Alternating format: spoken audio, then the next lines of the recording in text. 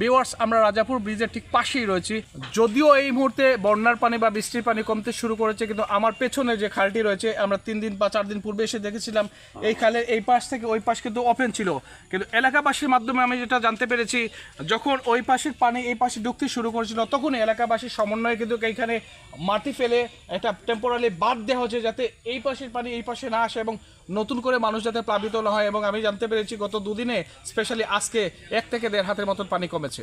এটা গতকালকে যেলা গাঙ্গতেই পানি ঢুকার কারণে এলাকার মানুষ বিভ্রান্তিত পড়ে যাওয়ার কারণে এটা এলাকার কয়েকজন মিলিয়া যে বাঁধটা দেওয়া হয়েছে, বাঁধের কারণে ফুলের খাম হয়েছে না, 2 সাইডের খালি উঠছে, ওটা উপরের হয়েছে না, সুইচ গেট দেওয়া হয়েছে না দেওয়ার কারণে মানুষের বাড়িঘর ডুবার কারণে এই বাঁধটা সবে মিলিয়ে এলাকার দিচ্ছেন। গতকালকে এবং আজকের মধ্যে পানি বাড়ছে না কমছে?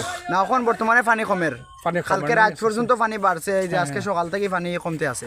ওকে, এই মুহূর্তে অবস্থান করছি আমরা রাজাপুর ব্রিজের ঠিক নিচে অবস্থান করছি, যেটা আপনাদেরকে দেখাবার চেষ্টা করছি। দেখুন, রাজাপুর ব্রিজের নিচে মনু নদী যেটা প্রবাহিত, সেখানে কিন্তু এখনও প্রবল স্রোতে কিন্তু পানি বইছে এবং ব্রিজ থেকে ব্রিজের ঠিক নিচেই আমাদের অবস্থান।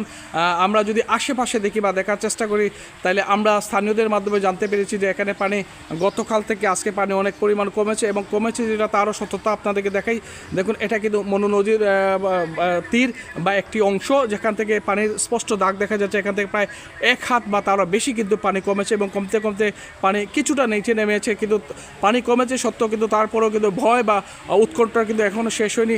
যে পরিমাণ জুড়ে পানি প্রবাহিত হচ্ছে, তাতে বোঝা যাচ্ছে স্পষ্ট এটাই যে উপরে এখনও প্রচুর পরিমাণ পানি রয়েছে, এবং এই যে পানি, যেটা কিন্তু কোনোভাবেই পানিটা মানে স্বচ্ছ বা ক্লিয়ার নয়, পানিটা কিন্তু যথেষ্ট ঘোলাটে থাকার মানে হয়তো বা এটাই যে উপর থেকে বা পাহাড়ি ডল থেকে এখনও কিন্তু পানি নামছে, এবং এই পানি যত পরিমাণ নিচ দিক দিয়ে প্রবাহিত হবে, তত পরিমাণ নিচ এলাকা প্লাবিত হওয়ার সম্ভাবনা রয়েছে। যদিও বৃষ্টি দুদিন থেকে বা আজ সকাল থেকে এবং গতকাল সন্ধ্যা থেকে বৃষ্টি বন্ধ রয়েছে। যদি বৃষ্টি বন্ধ থাকে এবং এই পরিমাণ পানি প্রবাহিত হয়, তাহলে আশা করি দুর্ভাবনার বা দুর্যোগ সৃষ্টি হওয়ার কোনো কারণ নেই।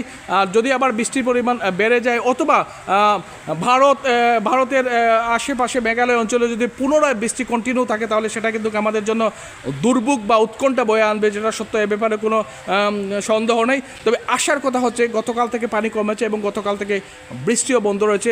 তবে আশার কথা হচ্ছে গতকাল থেকে বৃষ্টি না হয়, এবং আজ কিন্তু পোলা দিনে বৃষ্টি হয়নি। বৃষ্টি না হওয়ার কারণে মনু নদী সহ আমাদের উত্তর উপজেলার প্রায় সবকটির পানি কিন্তু আস্তে আস্তে কমতে শুরু করছে। এবং আমরা যতদূর জানতে পেরেছি, কুলাউড়া জয়পাশায় 2-1টি এলাকা প্লাবিত হলেও তারাও কিন্তু এখন স্ব ঘরে ফিরে গিয়েছেন, হয়তো 1টা বা 2টা ফ্যামিলি এখনো বাকি রয়েছে। এবং আমরা বিশ্বাস করি আগামীকালকের মধ্যেই আমরা এই বিপজ্জনক অবস্থা থেকে হয়তো ইনশাল্লাহ মুক্তি পাবো।